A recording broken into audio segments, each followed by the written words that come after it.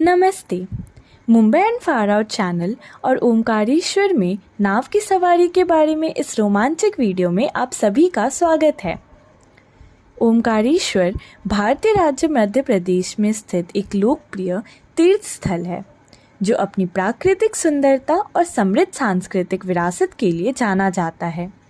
आज हम आपको ओमकारेश्वर मंदिर द्वीप के चारों ओर एक नाव की सवारी पर ओमकारेश्वर के आभासी दौरे पर ले जाएंगे। तो चलिए शुरू करते हैं।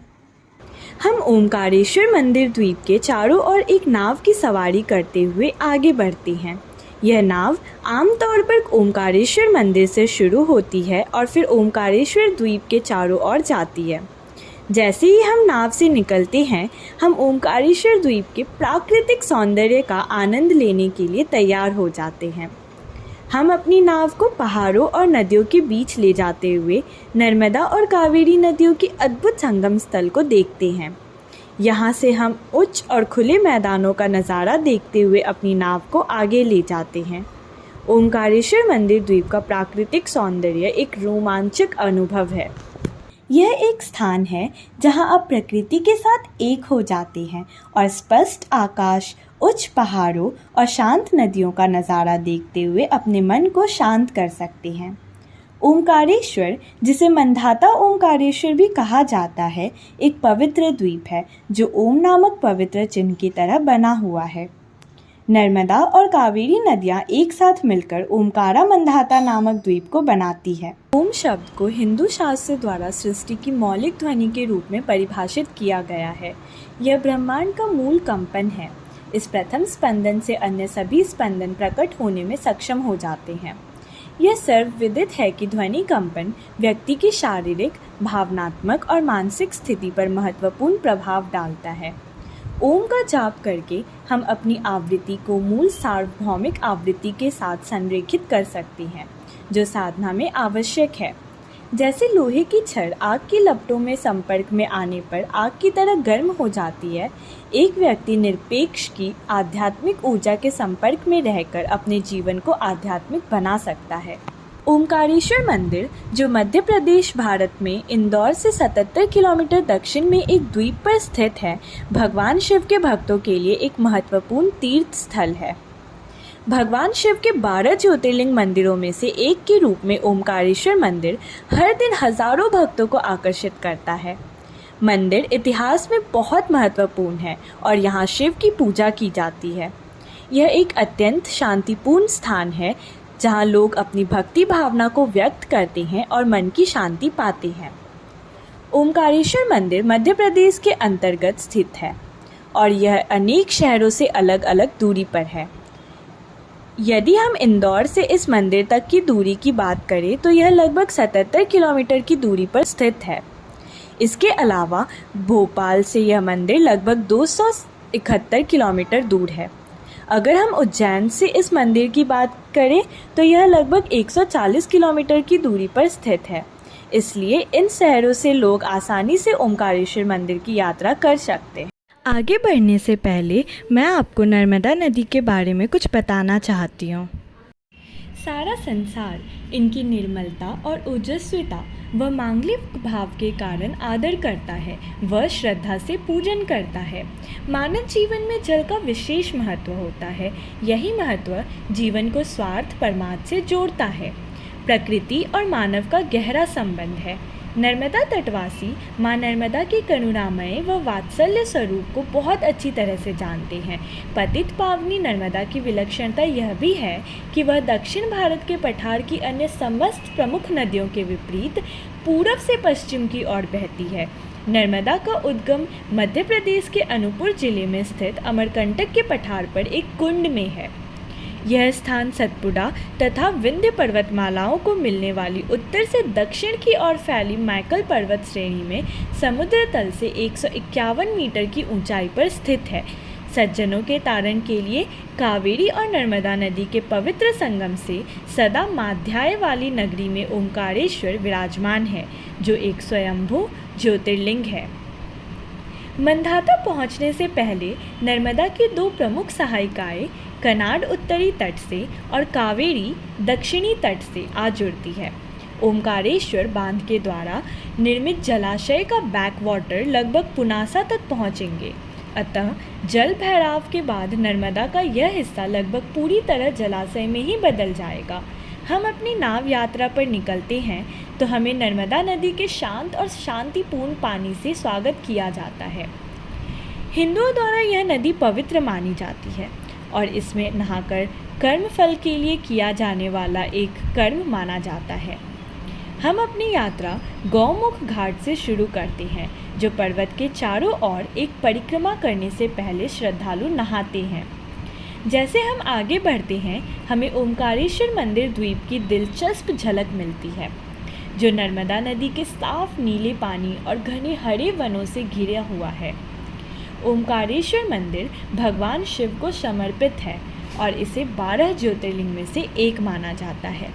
परिक्रमा या प्रदक्षिणा उस क्रिया या रिवाज को कहा जाता है जिसमें किसी मूर्ति, संरचना या मूर्तियों के चारों ओर घूमकर सकारात्मक ऊर्जा को एकत्रित करने और प्रार्थना अर्पित करने का कार्य होता है।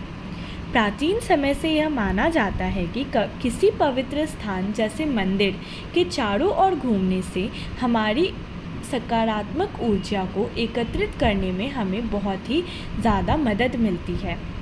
रास्ते में आप कई मंदिरों और आश्रमों में जा सकते हैं। परिक्रमा मार्ग के साथ 2 नदियाँ कावेरी और नर्मदा का संगम देखा जा सकता है। ओमकार मठ, गौरी सोमनाथ मंदिर, ऋण मुक्तेश्वर महादेव, शिव प्रतिमा मंदिर और अन्य मंदिरों में आशीर्वाद के लिए जाया जा सकता है। घाट के पास ओमकारेश्वर मंदिर में प्रवेश करने के लिए आप झूला फूल को पार करते हुए नर्मदा नदी में प्राचीन नाव की सवारी का आनंद ले सकते हैं। यहाँ ऐसा जाता है कि विंध्य पर्वत ने शिव ओमकारेश्वर की प्रार्थना की थी और यहाँ उन्हें आशीर्वाद मिला था। जैसा कि किंवदंती है, देवों के अनुरोध पर शिवलिंग 2 भागों में विभाजित हो गया। एक आधा ओमकारेश्वर और दूसरा अमलेश्वर बन गया। माना जाता है कि इक्ष्वाकु वंश के राजा मधांता ने यहाँ शिव की पूजा की थी। माना जाता है कि शंकराचार्य के गुरु गोविंद भगवत पाद यहाँ एक गुफा में रहते थे। साथ ही महान दार्शनिक आदि शंकर जैसे कई अन्य लोग जिनका जन्म 804 ईस्वी में हुआ था। यह ओमकारेश्वर में था कि 8 साल की उम्र में दक्षिण केरल में कलादी की आर्यांबा और शिवगुरु से पैदा हुए शंकराचार्य ने अपनी गुरु श्री गोविंद भगवत पाद को पाया और उन्हें संन्यास की दीक्षा हो गई। जैसा कि माना जाता है, आदि शंकराचार्य जंगलों, घाटियों, पहाड़ों और नदियों को पार करते हुए सैकड़ों मील पैदल चलकर अंत में नर्मदा नदी के तट पर एक बरगद के पेड़ के नीचे एक गुफा में निर्विकल्प निष्ठा की स्थिति में श्रीमद् गोविंद भगवत पाद को खोजने के लिए ओमकारेश्वर पहुँचे। चूँकि 8 किलोमीटर का विस्तार पूरे द्वीप को कवर करता है, यह पुराने समय से इतिहास वाले द्वीप पर कई आध्यात्मिक संरचनाओं से भी गुजरा है। भक्त उन मंदिरों के देवताओं की पूजा कर सकते हैं जिनके माध्यम से उनकी परिक्रमा का मार्ग गुजरता है और देवताओं की विशाल कलात्मक और आश्चर्यजनक मूर्तियों की पूजा करते हैं। गौरी सोमनाथ मंदिर, ओमकार मठ, पाताली हनुमान मंदिर, ऋण मुक्तेश्वर महादेव, शिव प्रतिमा मंदिर और रामकृष्ण मिशन साधना कुटीर रास्ते में आने वाले कुछ मंदिर हैं। रास्ते के साथ पर्यटकों को 2 नदियों का लुभावनी दृश्य दिखाई दे सकते हैं, जिन्हें 2 नदियों का संगम भी कहा जाता है, जो दर्शकों को लगभग 3 घंटे की यात्रा में ऊबने नहीं देता है। द्वीप पर परिक्रमा करने के लिए जाने का सबसे अच्छा समय सर्दियों के मौसम के दौरान होता है, जब मौसम चक्कर लगाने के लिए आरामदायक रहता है। अक्टूबर से फरवरी के महीने के दौरान जलवायु परिस्थितियां अनुकूल रहती है। गर्मी का मौसम भीषण गर्मी लाता है, जो परिक्रमा को कठिन बना देता है।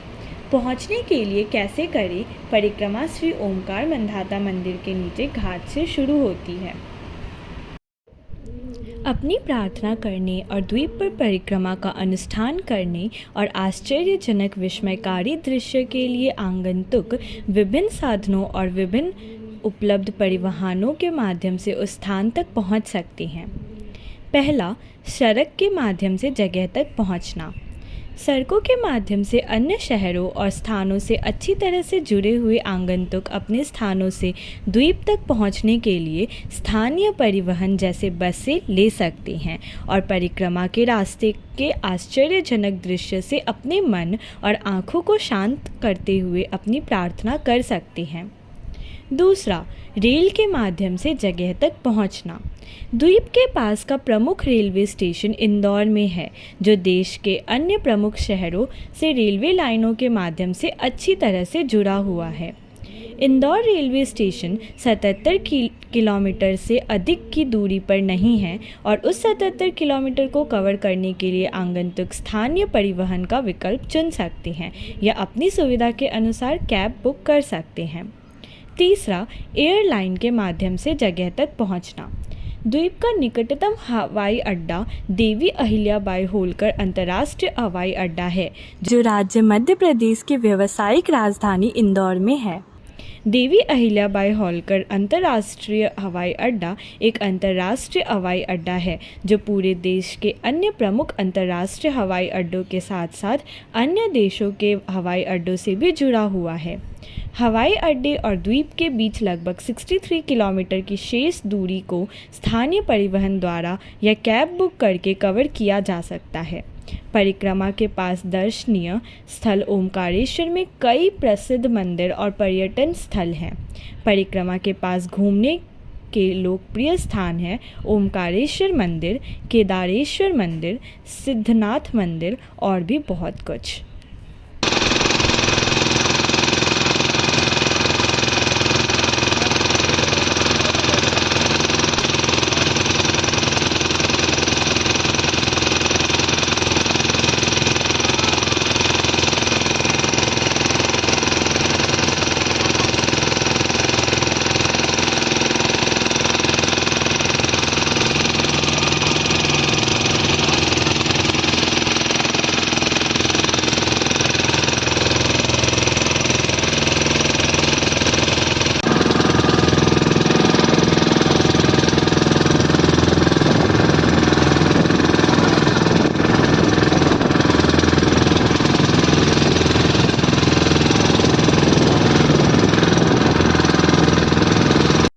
नर्मदा परिक्रमा की हमारी यात्रा। आशा है कि आपको आनंद आया होगा और परिक्रमा से जुड़ी कई बातें जानने को मिली होंगी। तो मिलते हैं नेक्स्ट वीडियो में, तब तक के लिए बाय।